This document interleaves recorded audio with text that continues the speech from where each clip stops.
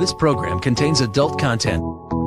Is there a God? Big atheist. Really? What am I, an idiot? Come on. That yes, it would be nice if you could throw your sins and your responsibilities on someone else. But it's not true. It looks like far-left lunacy. I don't believe that it's true that religion is moral or ethical. You don't need to follow anybody! It's not human intelligence! If someone doesn't value logical consistency, what logical argument are you going to give them that will demonstrate that they should? Hello and welcome to the Godless Rebelution. Today is Monday, November 4th. This is episode 271. I am Dan Ellis, and I am all by myself in the studio today because, as you may have noticed, I said that it is Monday. It's not Thursday. Thursday was Halloween, and Matt and Ryan were off doing Halloween-y things, and I was here at the house doing not much Halloween-y things, just kind of puttering around the house. Like we had two people, like not two groups, but two people stop by the house this Halloween. There doesn't seem to be a whole lot of foot traffic for trick-or-treaters at the end of my cul-de-sac here where I live, which is fine. I mean, I'd like to see more kids out and about, see them in their cute little costumes and stuff, but that is not how things are here at my house. So I wanted to do this episode by myself. I would have done it earlier in the week, but life happens and got in the way, so I was not able to do that. But I wanted to do this episode so that we could do some housekeeping and just kind of update you guys on everything that's going on lately and get to some things, like I said, through housekeeping that we haven't been able to keep up with lately. So let's jump into that, shall we? First up, wanted to just mention that my sister's birthday would have been last week. Her birthday's October 29th, or was October 29th, I should say. She died a while ago, in 2012 from complications due to bladder cancer. She'd spent, the latter half of her life, more than half of her life, basically committing passive suicide. She didn't take care of herself after shooting herself in the chest and almost dying, and there's a whole big long story behind that. Anyway, I posted that out on Facebook if anybody is interested in that. And so around this time of year, it's always a mixed bag. You know, I think about all of my other family members and, of course, her, but primarily, of course, the people who are still around and dealing with not having her around anymore, I guess, would be fair to say. Everybody, of course, handles things differently. And I've said a few times on the show that everybody's weird about death. We're all just weird about it in our own special ways. I think probably a lot of my other family members think I'm a little weird about it because I think going to cemeteries and getting headstones and visiting graves and all that kind of stuff is, for me at least, a pointless waste of time. I would much rather go somewhere or even just sit where I am or stand where I am and think about the nice memories I have of different loved ones who have passed away. And, you know, years after my sister's death, it's nice that I can look back now and have mostly fond memories of when we were younger. Of course, that's a mixed bag as well. I mean, she was pretty much always kind of a shit. Even when we were little, she was a shit. But later in life, she developed some pretty severe mental health issues and was a real terror to try to deal with on a day-to-day basis. One of the few things that I have to give my father kudos for is after my sister moved back to Utah from Washington, where she was living with her ex-husband, she basically got married, moved to Washington, and then they got divorced. She moved back here and was a paraplegic, and from when she had tried to kill herself earlier by shooting herself in the chest. Bullet bounced around everywhere, caused a lot of internal damage, and ended up lodged in her spine, basically making just right about her waistline down numb, so she couldn't move and was in a wheelchair. And because of her mental health issues, like I said, was a real terror to kind of try to deal with. And I have to give my father credit for taking her in and having her live with him the remaining years of her life. And then she ended up dying of, like I said, bladder cancer. She was diagnosed with the bladder cancer, and I think when she heard that she had bladder cancer, probably felt that that was a big relief because she knew that then she was just going to die from that anyway. Didn't seek any treatment for it, knew that she had it, of course, and just kind of let herself go, let the cancer run its course and end her life that way. So it's been, I don't know, it's been a weird couple weeks, but looking forward to the holidays. We always have family come into town and stay with us. We've also got some other friends who will be traveling into town. Hopefully we can get at least one of them on the show here in the next couple of months or within the next couple of months. What else? I got a new 5-wood. I was pretty excited about that. Played well enough this year that I had enough money from my winnings on the books at the pro shop that I was able to order a new 5-wood. I think it was the last wood club in my bag that I haven't replaced since I bought or had given to me different clubs over the years. The 5-wood that it's replacing is more than 20 years old, I figured out earlier today. I knew it was around 20. I think when I figured it out earlier, it was 24, 25 years old. So that's a big improvement over what I had in the bag. I'm pretty excited about that. Halloween, like I said, was pretty mad this year. We didn't go to any parties or anything. I didn't really feel like dressing up in a costume or putting makeup on and doing the whole thing and getting out. And we had a bunch of stuff around the house that we need to do, getting ready for family members to come in for the holidays. So pretty much did that. I fixed some blinds in the basement, one of the basement bedrooms where we have guests stay. Also fixed a threshold between our entryway and the kitchen that was torn up, I think, like 2 years ago. And I just had never gotten around to fixing it because I figured it was going to be a giant pain in the ass. And the fix that I came up with was actually fairly simple. It's not, I think, a permanent fix, but it looks much better than it did before. So we'll have to see how that goes and how long it will hold out. The faucet is still leaking. I need to get that fixed before the holidays roll around.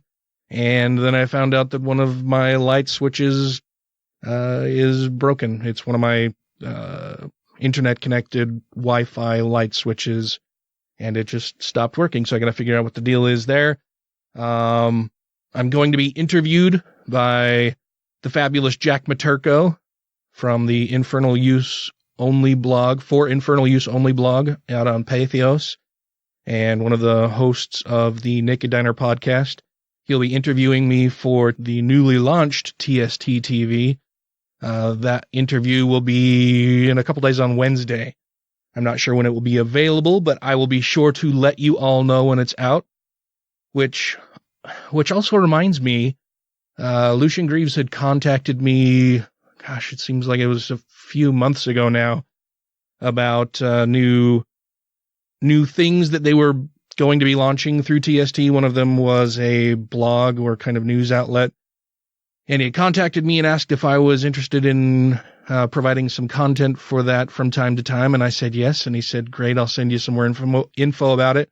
And I never saw that, so I should look back through my email and see if I missed that somehow. So you may look forward to some writings from me out on the TST website. Lastly, oh no, there's this other thing that's, so I have this list of notes and shit that I'm supposed to go over and read while we're doing the show. And I often skip over different parts or I forget different parts. One of the things that has been on the list forever is that I was listening to a Mormon-themed or Mormon-related podcast a while ago, and the host was doing kind of an AMA thing where one of the audience members asked him, you know, they were wondering what his current spiritual or religious beliefs are now after he had left the LDS Church. And the person asking the question, I think they phrased it in the manner of speaking something along the lines of, so that they had noticed that when a lot of people leave the LDS Church, they typically don't join other religions. I think they mentioned that most people who leave the LDS Church end up becoming atheists, and he wondered why that was the case. and if the host of this other show that I was listening to is a member of any other organized religion. And the host's response I thought was pretty good. He basically just said, I didn't spend the last 40 years escaping Alcatraz to turn myself into San Quentin. Of course, referring to leaving one type of religion that basically makes you its prisoner and turning yourself in to another religion who's going to do the same. So I thought that was pretty good. Lastly, I've been thinking about doing kind of a Godless Rebelution Ask Me Anything or Ask Us Anything episode where you listeners can call in and ask us questions or submit them to us on our various media outlets where you can ask us anything that you would like, and we will answer any question posed to us as truthfully and honestly as we can. There are very, very few limitations on that, and if you happen to run up against one, we will let you know, but I just don't know what the audience interest is in that. So if you're interested in that, please send us an email, tweet at us, leave us a comment here, and let us know your thoughts on that. And we would schedule it, I think, at least far enough out in the distance or on the horizon that we can gather some good questions and set a date and time where people can actually call into the show and speak with us live. I think that might be fun. There might be some interest for that or in that, but I'm not sure. So write in and let us know if you are indeed interested in us doing that. Got some more housekeeping stuff for you on the other side of this break. Stick around. Hi, this is Christine Stenquist with Truce, Together for Responsible Use in Cannabis Education. If you're interested in medical cannabis in Utah, follow us on our social media, Twitter, Instagram, and Facebook at Truce Utah. If you're interested in donating to our awesome nonprofit, go to truceutah.org. And thank you so much for listening to the Godless Rebelution podcast. So does this theory of evolution necessarily mean that there is no God? No, of course not. It just says that God is an impotent nothing from nowhere with less power than the Undersecretary of Agriculture, who has very little power in our system. It's a lie. Thank you to everybody who has rated the show on iTunes and Stitcher and are following us on YouTube, Twitter, and Facebook. And to all our Patreon patrons, you make the show possible. Welcome back, everybody. All right, so we're going to do some I guess I'm going to do some listener feedback stuff. And maybe it's we, because you're out there in listening land and you're going to be a part of this experience with me. So we'll do this together, shall we? First up, I have a few different messages from Jonathan Ariola. We have played some other clips or voice messages that he has sent us in the past. He sent us this or called and left this for us on October 12th at 7:36 a.m. So he must have been doing it while he was on his way to work and figured he'd give us a call. Let's see what he has to say. Hello, everybody. Jonathan Ariola here. I was listening to a different podcast that was talking about this book called The Friendship Cure. Essentially, it was some lady that got down the rabbit hole, found a bunch of research on loneliness and isolation and how negative it can affect people, both their mental health, physical health, and stuff like that. That's kind of funny. It reminds me, it seems like I saw something on Facebook recently where somebody had posted a headline that said something like, elderly people who are lonely feel alone or something like that. It was one of those weird, funny headlines. And it kind of drew a couple dots here where one of the only good things that I can think of that churches can offer people is that sense of community. You get together, you see people, yada, yada. Okay, social support. The rest is all bullshit. But still, there's that positive network. The rest of it is all bullshit. Yes, absolutely. There. And leaving a church, because there's a lot more nuns that don't have any sort of affiliation. Catholic Church is a pile of shit. Mormon Church fucking hates everybody. So you leave. But then you lose that community sense, and then where do you go? And so that loneliness and isolation is really high. There's things like the Oasis Network, not the crazy Christian one, but the cool one, where they kind of recreate that community sense minus the bullshit, and that's pretty neat. There are some things that are out there as a response to that. But for those that don't go in that direction, what option do you have? And so you reach out to stuff on Facebook. But a lot of people, especially according to that interview with Buck's book, just kind of scroll through shit, and they don't really make intimate connections. And so what happens is that, you start posting a bunch of political things about this, that, or the other, and you get farther and farther down that rabbit hole as a means by which to find a tribe. And so your tribalism, the left and the right, or the far left and alt-right, and it becomes worse and worse as the individual goes. And so my wonder then is that perhaps the increase of nuns might also increase the number of people who are looking for support. So like during a period of time, if you went on YouTube, being a fresh atheist, and you type in atheism, you would get a lot of shit posters, like Sargon, and that's the only one I can remember offhand. But people like that, because there was conspiracy theory all over the place. Flat earthers, for fuck's sake. And they would go in that direction. And so it seems like society is kind of going a little nuts lately. And perhaps it might be associated with that increase of nuns. That isn't to say that people, just because they bail on their religions, are fundamentally like bad people. It's just that human beings stuck at certain types of thought processes, Bayesian logic, for example. And just because they left doesn't mean they're still not susceptible to bullshit. And that's where the message cut off, because there's a 3-minute time limit on those. But I think you may be touching on a fundamental truth there, which is that as people leave their religions behind, they also leave those societal and communal constructs behind them and become kind of outcasts of the previous communities with which they shared fellowship, right? That they would go to Sunday service with, that they would talk to at various religious or church functions. And I think that is a big problem. It's something that we have tried to address. We, speaking of secularists in general, atheists more specifically, atheists of Utah very specifically, it's something that they and we have tried to address in the past, and it's an ongoing effort. I mean, atheists of Utah and American Atheists, all of these other secular organizations do try to organize different events for people to attend, and it's a mix of types of events, right? Like Atheists of Utah has coffee chats, they have godless drinks or godless cocktails. Godless cocktails, Jesus Christ. They have godless cocktails. They do volunteer activities. I signed us up for an Adopt a Highway thing where we can go and clean up a section of State Street. There's volunteering at Planned Parenthood that they do. They also volunteer at like the food bank and the road home and a bunch of, there's a ton of different volunteer activities that they do. They participate in the Pride festivals. We used to have quarterly parties, and those became a bit of a problem as more and more people were leaving religion and identifying as atheists and seeking community. That's all wonderful.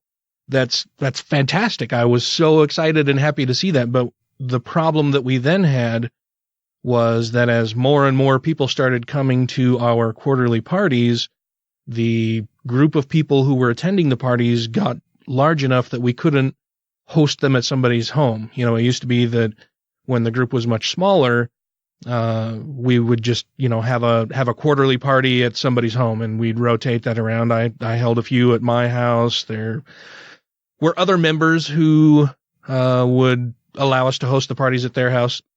Then as the group got larger and we couldn't fit everybody into a single house, we had to start looking at different locations that we could rent, which of course costs more money, and it takes more work to line all of that up and sign contracts. And then there's legal liabilities, and every now and then, of course, when you have a large group of people, there's bound to be somebody who ends up drinking too much, who gets out of hand, who causes a scene. There's some kind of drama. There's some thing that makes it not an ideal event for a nonprofit, particularly a non-religious or secular nonprofit in a very religious state, to have going on at one of their parties, right? So then it became a liability, and we had to examine, is this something that we want to continue going forward? Because the venue rental costs a lot of money. Feeding people at these events costs a lot of money. And everybody seemed really excited to go. The problem that we had was that not a lot of people seemed excited to help fund the things to make the thing go. And that's another thing that's really tricky and difficult about trying to organize yourselves around secularism and the idea of, not being convinced that any god or gods exist, is that a lot of people leave their religious life behind, a religious life in which they had to, there was compulsory tithing from members of the church. They would pass around an offering plate, or, you'd have deacons. If you were LDS, you'd have little Mormon boys come and visit your house asking you for your tithing every month. And so that was a thing we had to deal with. Sorry for the beeping there. I just received a notification. Anyway, it became untenable for us because we did, the organization didn't have the funds available to rent a venue 4 times a year to host a party where we would buy food and, people would bring their own drinks and stuff. But it became too unmanageable with the funding that we had available. And so we had to cut out the quarterly parties, which was sad, but it was also just a reality that we had to deal with, that not enough people were contributing in order to continue the parties. And then they just every now and then would turn into a shit show at the end.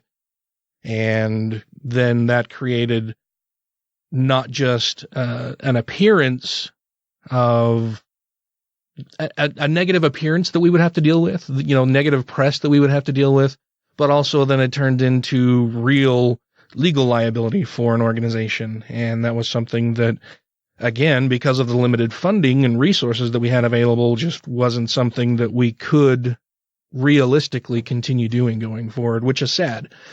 I don't know about the broader listening audience out there, but one of the things that I do as a secular person is continue contributing to secular organizations. And I kind of view it as my secular tithing, right? I donate a fair amount of money to various atheist and secular organizations, a lot of national ones, a lot of local ones, and a lot of just individual people who are out doing good in the name of secularism. And I would greatly encourage our listening members or our audience to do the same thing. I mean, I know not everybody can afford to spend or donate a whole lot of money to organizations, but because they're dealing with their lives on a daily basis, and this kind of fucked up world we're in, where wages keep going down for most working people while the fat cats get richer and richer. And we've been dealing with trickle down economics for decades now, and it's made the rich richer and the poor poorer, and more people are working more hours for less pay. And it's becoming increasingly difficult for people just to manage their own day-to-day responsibilities for their own selves, let alone contributing money to other organizations. So it's rough. It's something that we have to approach. We have to take a lot of different angles on trying to fix this problem.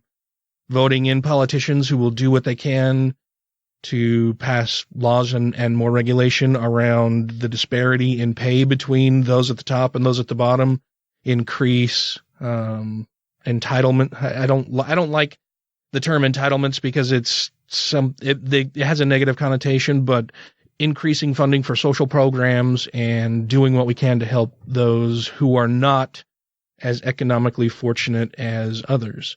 And I'm doing what I can, but there have been a lot of expenses around here lately that I've been having to deal with, and money's pretty tight now, which is not good, especially with the thought of the holidays right around the corner and the idea that I may soon be working without pay again here coming up very soon, because the continuing resolution runs out at the end of this month, right around the end of this month.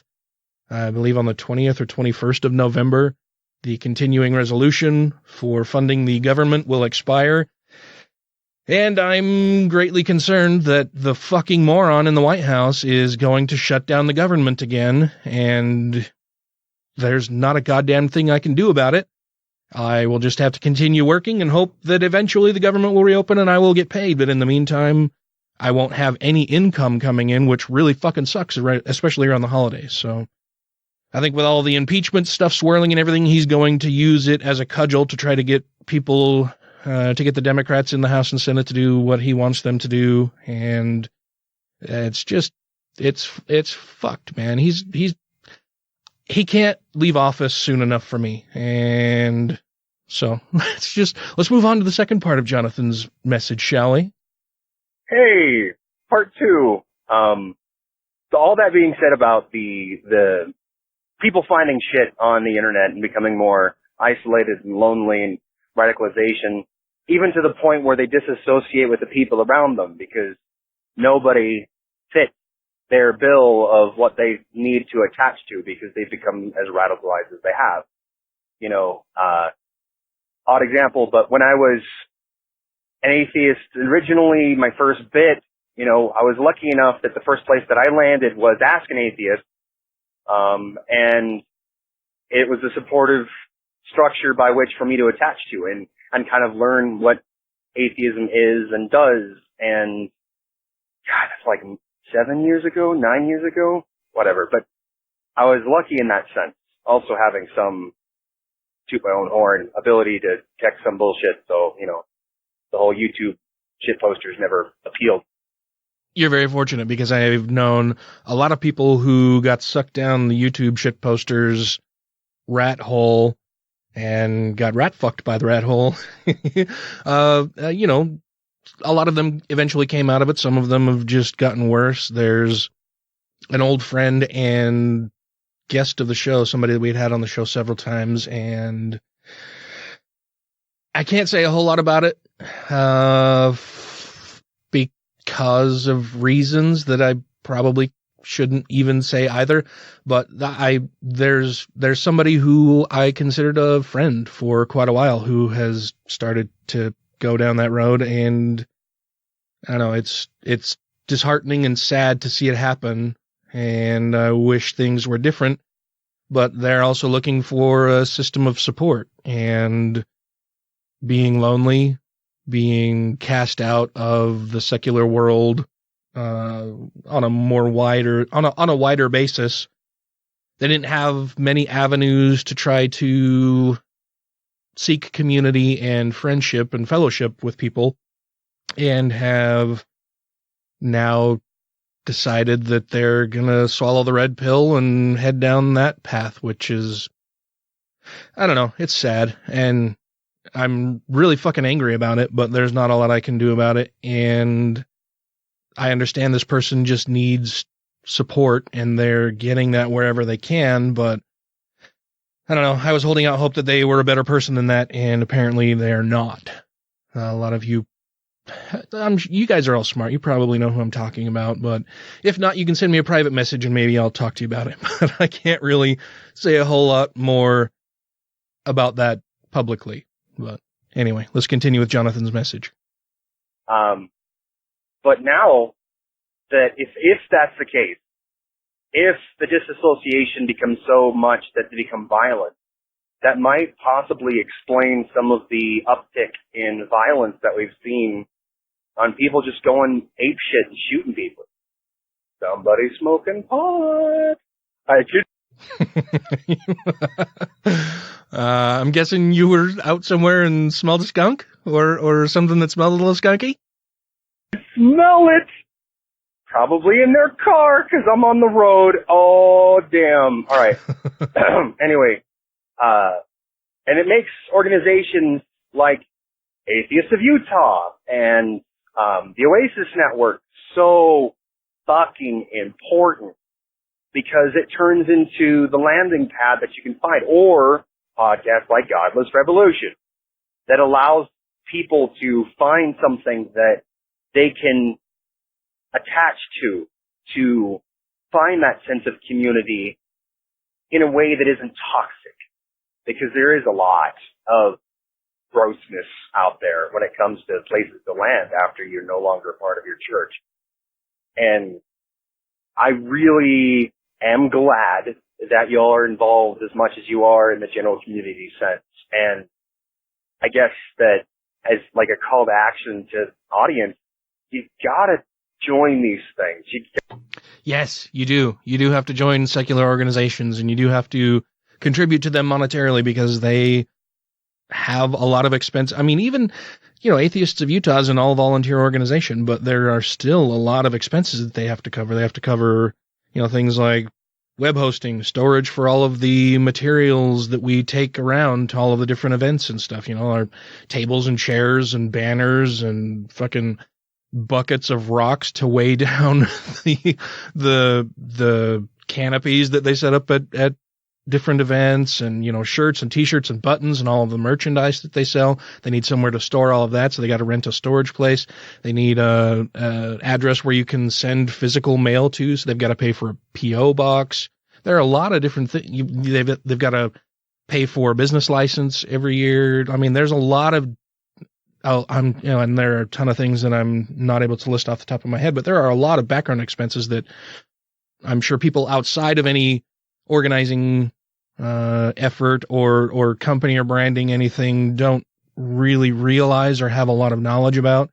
But there are significant costs, even for a nonprofit organization with an all-volunteer staff. There are a lot of things that have to be paid for. And that's over and above, purchasing things for the actual events that you're hosting. So, yes, I highly encourage people to get involved and donate when and where they can. How to support these things.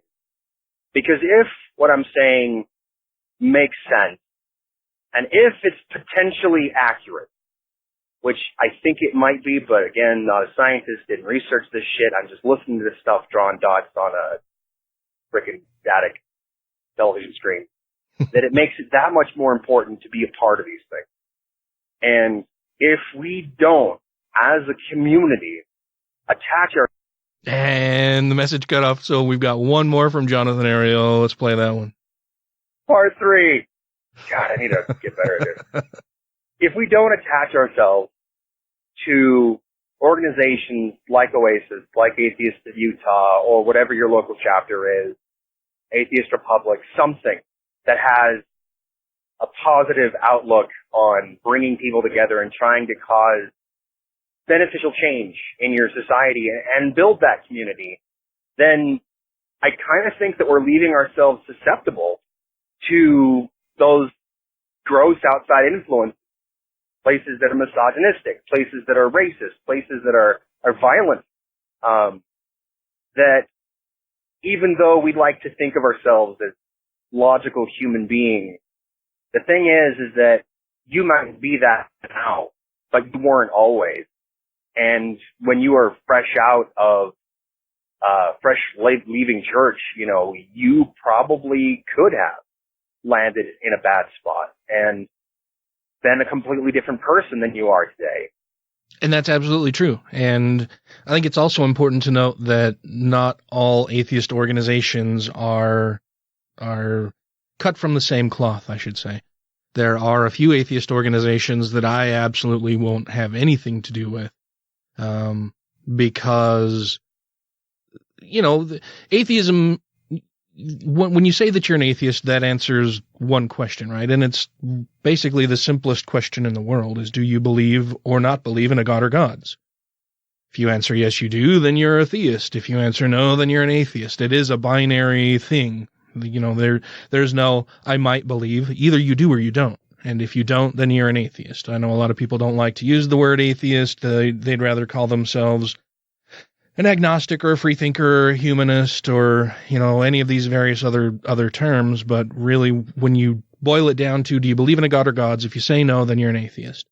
And not all organizations, like I said, are the same. And there are a few that I personally don't want to do anything with or for because I think they're shitty organizations led by shitty people doing shitty things. A lot of that is, around they don't want to be too PC. They still operate under the good old boys club kind of thing where it's just a bunch of racist, misogynist dickheads who were racist, misogynist dickheads while they were in church. They've left behind the church, but they still hold on to those other racist, shitty, misogynist, dickhead views that they had before. And it may be a while before they let those go. It may be the case that they never let them go. But so there are a few organizations run by people like that I won't deal with. So it's not exclusively a religious problem. I think a lot of the problems that we're talking about here, though, are or do stem from religious upbringing and religious teaching and religious thought. And it's sad to me and a bit ironic that the people who leave those religions behind often don't leave behind a lot of the shitty thinking that comes from religious indoctrination. And that's one of the reasons why you need to start these things. Camp Quest Northwest or Southwest or any of the Camp Quests in general is a great place to be because it provides that community. It is that safe landing pad where you can continue to develop as a good person. And not only that, by supporting Atheist of Utah, Oasis Network, Camp Quest, you're allowing other people to find them too. And that is a definite benefit to being a supporter of those things. And supporting your podcast, goddammit. Because this is that public face. This is the thing that people find. I found Ask an Atheist was my first. And that was great. And had it not existed, I don't know where I would have landed. I might have been somewhere else. And maybe not as good of a person as I am now, because people are shaped by their environment. And by building that kind of environment that helps build people up, that's how we progressed and turn what is a generational trend of more and more nuns into a wave of decent fucking human beings who can shed their religious ideology and focus on trying to make a real fucking difference instead of just thoughts and prayers. Okay. That's all I got. Okay. Well, thank you very much for calling in and leaving us messages, Jonathan. I really appreciate your thoughts and insight on this, and I think I agree with you 100% on everything you've just said. So thank you very much. We have some more feedback coming up on the other side of this little break. Aloha, everybody. This is Nico Gonzalez, former Jehovah's Witness and a content producer for the Conversations with God podcast. Be on the lookout for my own show, coming soon, called If I Was God. You're listening to the Godless Rebelution. What are we talking about here? You want us to launch a cryptocurrency? I do. The fact that people are willing to pay many multiples more for our compute credits than they're worth, we have an opportunity here. Worth is relative, Richard. What do you mean? Why do people covet the silly pieces of green cotton paper in their wallets? It's because we are all sheep, and we've mutually agreed to endow certain things with value. And right now, for some reason, the market values our credits more than we did. Guilfoyle, we're not going to suddenly pivot and become a digital currency company. I'm not proposing a pivot. I'm proposing that we sell digital currency as a way to finance our new internet company. You wanted an alternative to Lori Bream? Well, it's right here in front of you. Pied Piper Coin. Okay, look, I'm not going to bet the entire future of my new internet and everything I've worked for on becoming the next Bitcoin. You really expect me to do that? There are very few things that I will defend with true passion. Medical marijuana, the biblical Satan as a metaphor for rebellion against tyranny, and motherfucking goddamn cryptocurrency. I have a PowerPoint that I've been wanting to show you for some time. If you have questions, comments, concerns, compliments, corrections, criticisms, or concepts for content, contact the show via email at godlessrebelution@gmail.com, by text or voicemail at 330-81-REBEL, or Twitter the twatter at TGR Podcast. Thank you! Welcome back! Little do you know, there's been some time that has passed, because I keep fucking up while I'm trying to record here all by my lonesome.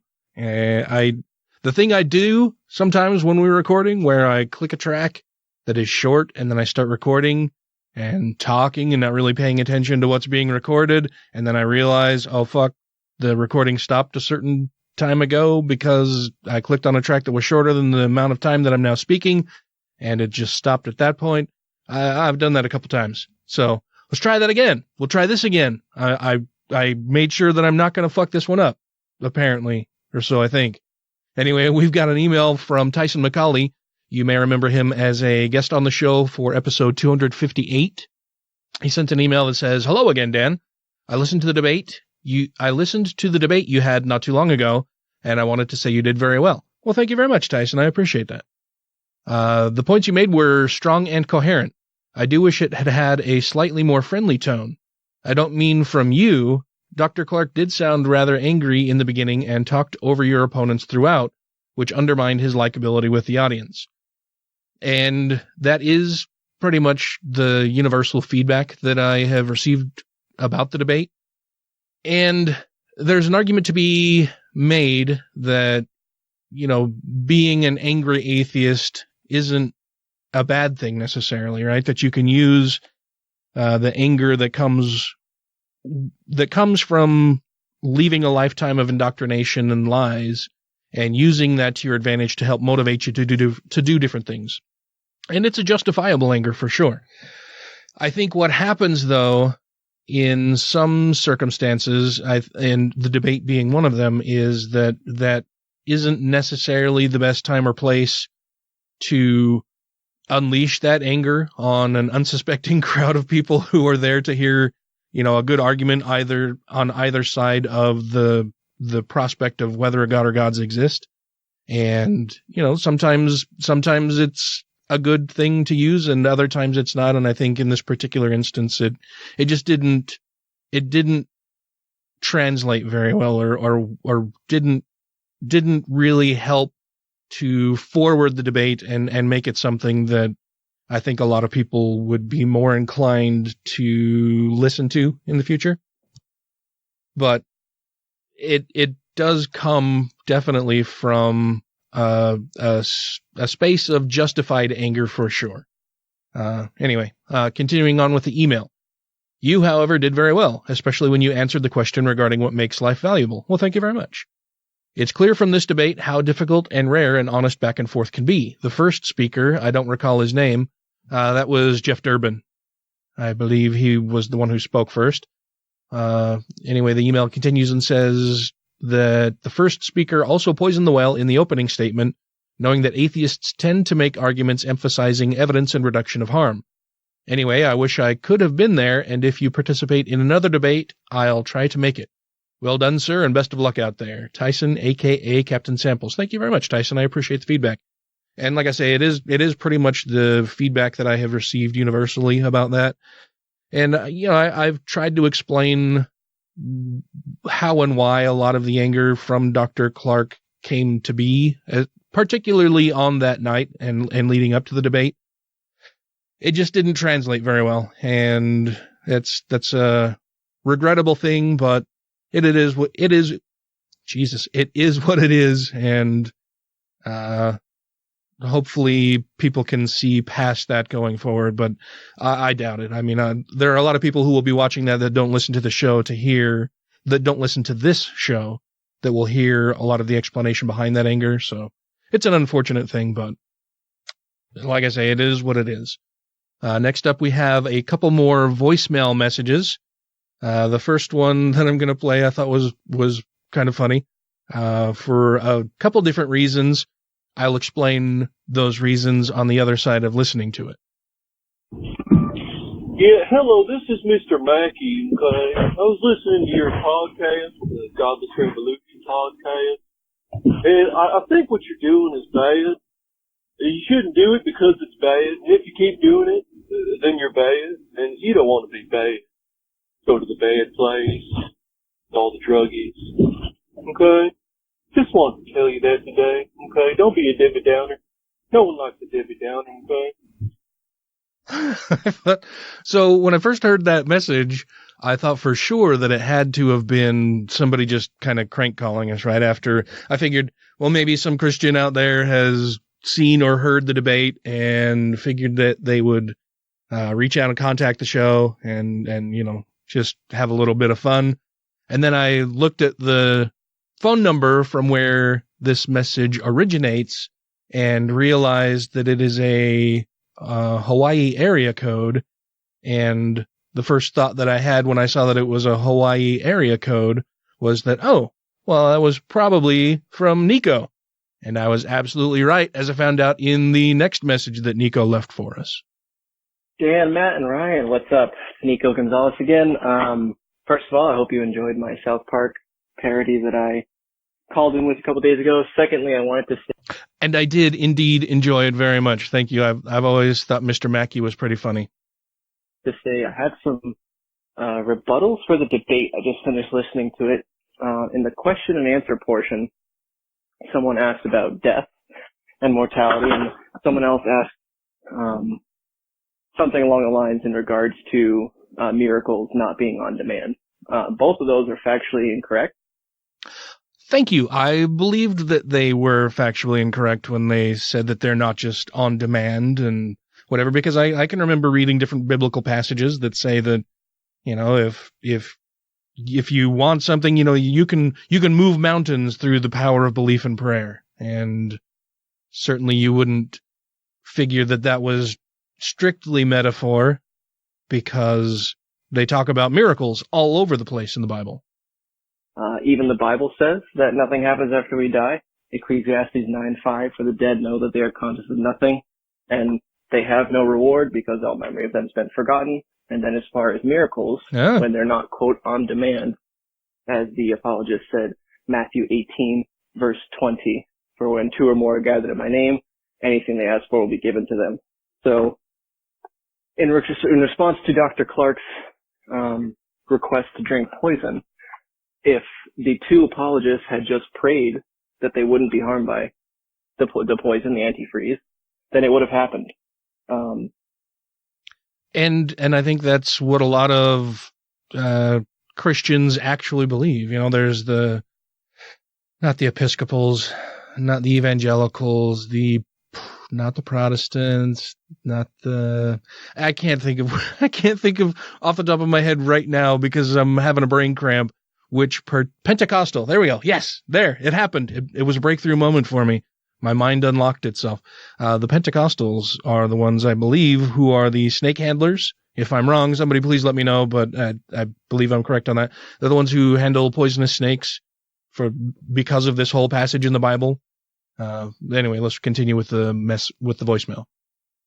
But it just goes to show the powerlessness of their worldview and what they base their lives on. Anyways, hope you guys are well. Really enjoyed the debate. Dan, you did great. Dr. Clark was a little overly emotional and a little angry, but overall I think his points and your points were both very well. Anyways, have a great one. Bye, guys. Well, thank you very much, Nico. Like I say, there's just another, you know, bit of anecdotal evidence of the types of feedback that I'm getting. And like I say, it is pretty much a universal reaction that people didn't necessarily cotton to Dr. Clark's fiery protestations on stage. But you know, that's how he feels, and that's, I think, justified. It just didn't translate very well, or maybe wasn't the right time to take that particular approach, I think. I've got a couple more things. Brandy Hamrick recently posted an update. This is from October 30th on her GoFundMe. It says, I restart chemo this Friday. I've been waiting for insurance approval for 3 weeks for one of the new meds. We're moving forward without that med because the insurance is still denying it. This med costs $49,000 per dose. Jesus Christ. And I need 2 doses per month. $100,000 per month for a single medication. God damn. The insurance company would rather I die than approve that drug, so they deny coverage for it and hold up my treatment until my doc and I agree that we need to move on without it until something can be done. This is part of the problem with the healthcare industry here in the United States. It is an industry that's it's a bunch of companies trying to fucking make money off of people being sick. And that in and of itself is sick. It's fucking twisted and wrong on so many different levels. I'm so sorry this is happening, Brandy. It's just fucking bullshit. And our entire system of healthcare in the United States is fucking broken. I received an actual letter in the mail last week from our regular GP, our general practitioner. Apparently, and this really fucking made me mad. I'll have the letter, or I'll try to remember to have the letter available for when we record this week, the other regular episode of the show.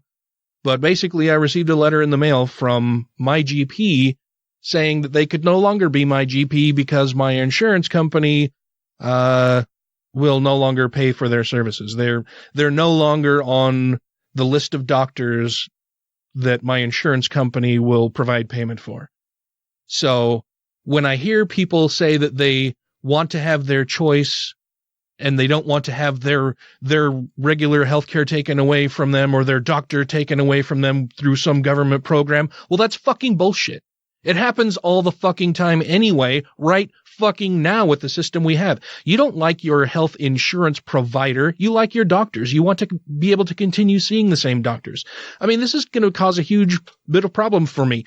As Tracy and I get older and we have, various maintenance things that we have to go in for to see the doctor for, go in for our regular oil checks or whatever. There are things that now we have to find another doctor.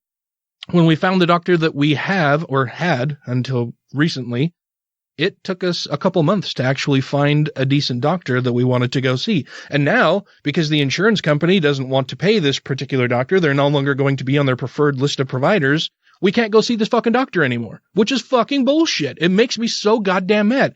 Now we've got to find another doctor, hopefully somebody who is of course it's got to be somebody who is accepting new patients. A lot of the doctors that are around these days have a full caseload. They have a full roster of patients. They have enough patients that they can't accept any more patients because they can't set up any more appointments throughout the day.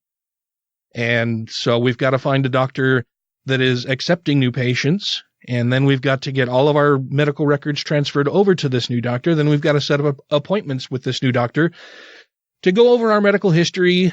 Tracy is on a bunch of different medications that now she has to find a doctor right away because she needs to get these prescriptions refilled, which means that she has to go and get a new prescription from a new doctor. But first we have to find the doctor, schedule an appointment, go in, then she's got to get the prescriptions, then she's got to go. It's fucking nonsense. I don't want to hear this bullshit about, most Americans really love their healthcare the way it is, and they love their healthcare providers. They like their doctors, the nurses, the clinics and the hospitals that they go to. They don't fucking love their insurance plan. Insurance plans are fucking garbage.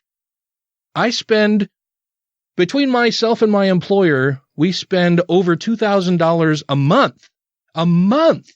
Just paying for insurance. That doesn't include the deductibles and the copays. Nothing. That's just the premiums to have insurance, to say that I have insurance, that I'm covered. I have health coverage in case there's some catastrophic event in my life, or if I just need to go in for routine maintenance and health checks. I have an insurance plan that then I have to deal with all the bullshit of, you've got this much in copay, and then you haven't met all of your deductibles. So this much that the doctor has billed is your responsibility, and we'll send you. It's broken, and it's fucking ridiculous and a nightmare to have to deal with. And that's for somebody who doesn't have currently a catastrophic health problem like Brandy. And I'm so sorry that this is happening to you because it's nonsense. It's something that we need to move past. Speaking of moving past, we'll move past that. It fucking enrages me that this kind of shit happens every goddamn day. And you have Republicans saying, "Oh no, people don't want a government run program. They don't want to not have to deal with this, and they don't want their taxes to go up," making all of these fallacious, shitty arguments against it. It really fucking drives me nuts. Sorry. Last up. I have this story that I just saw today, and I thought it was important to mention to everybody just as something at least to keep an eye on, because it's frightening and terrifying, and also maybe one more arrow in the quiver to use against Donald Trump and his entire corrupt administration and family. But I saw earlier today a headline. This comes from the Daily Mail. It says, White House claim that Jared Kushner gave Saudi ruler permission to arrest Jamal Khashoggi before journalist was killed and dismembered, false nonsense. And if true, this story is just horrific. The story says that a White House official dismissed as false nonsense Monday a claim that Jared Kushner gave permission to Saudi ruler Mohammed bin Salman to arrest Jamal Khashoggi before he was killed and dismembered.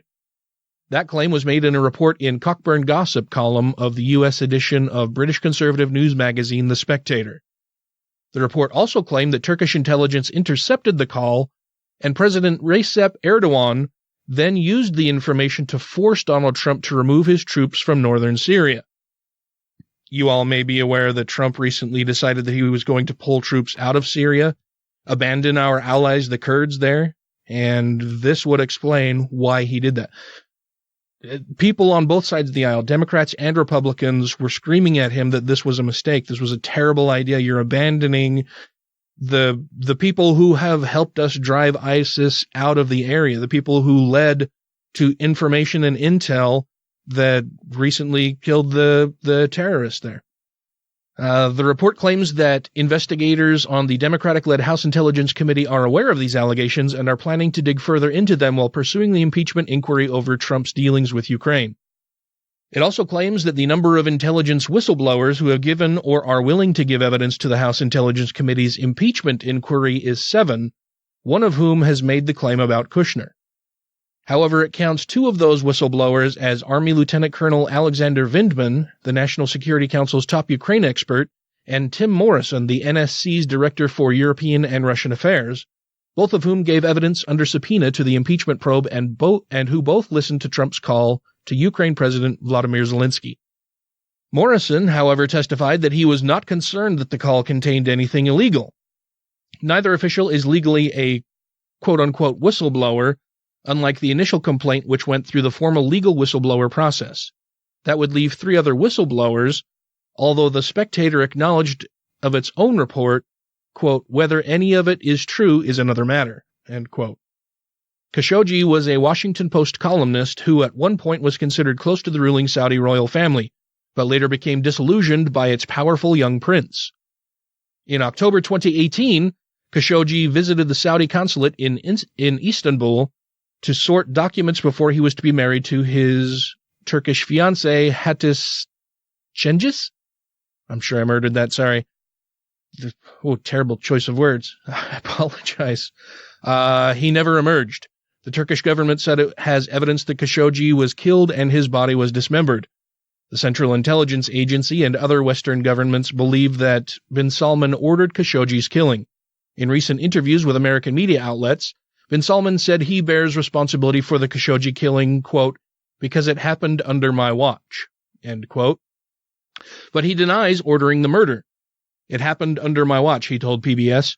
I get all the responsibility because it happened under my watch. After initial denials, the official Saudi narrative blamed the murder on rogue operatives. The public prosecutor said the then deputy intelligence chief ordered the repatriation of Khashoggi, a royal insider who became an outspoken critic, but the lead negotiator ordered him killed after discussions for his return failed. 11 Saudi suspects have been put on trial in secretive proceedings, but only a few hearings have been held. A United Nations report has called for Prince Mohammed and other senior Saudi officials to be investigated. The fallout from the killing has damaged the international reputation of the 33-year-old, and there have been rumors of a growing rift between him and his father, King Salman bin Abdulaziz Al Saud. Kushner, who is a top White House aide whose portfolio includes diplomatic relations with Saudi Arabia, has defended MBS. His ties with the Saudi prince have come under scrutiny after it was learned that the two communicated through text messages on WhatsApp. The Presidential Records Act prohibits senior White House officials from using non-official email or messaging accounts for government business. But her emails! Democrats in Congress have sent letters demanding that the White House provide documents about senior aides' use of private email and text services. The Trump administration has refused to condemn the Saudi prince despite its spy agencies saying he is responsible for Khashoggi's death. Both Republicans and Democrats slammed Trump last month after he agreed to Erdogan's request to remove American forces from the northern Syria region, which shares a border with Turkey. Erdogan then sent Turkish troops into Kurdish-held areas of northern Syria, triggering a humanitarian crisis. The Republican president is under increasing pressure as the House of Representatives forges ahead with its investigation of whether Trump solicited help from Ukraine as he seeks re-election next year. Leaders of the Democratic-controlled House expect to begin public hearings in the next few weeks. The inquiry was launched on September 24th after a whistleblower complaint from the unidentified U.S. intelligence official who was concerned that the president's actions on Ukraine were illegal and jeopardized national security. And that's just nuts, man. But it would explain why Trump did what he did. I mean, a lot of the time you can't explain anything he does because it just seems completely insane and out of nowhere. But I think this could offer an explanation for why he decided to pull troops out if he's being blackmailed by Ukraine. So again, like I said, I don't know that this is necessarily true, but it's something I think we should keep an eye on because it could unlock the mysteries of a whole lot of other things that are going on under this administration. With that said, that will wrap things up for this evening.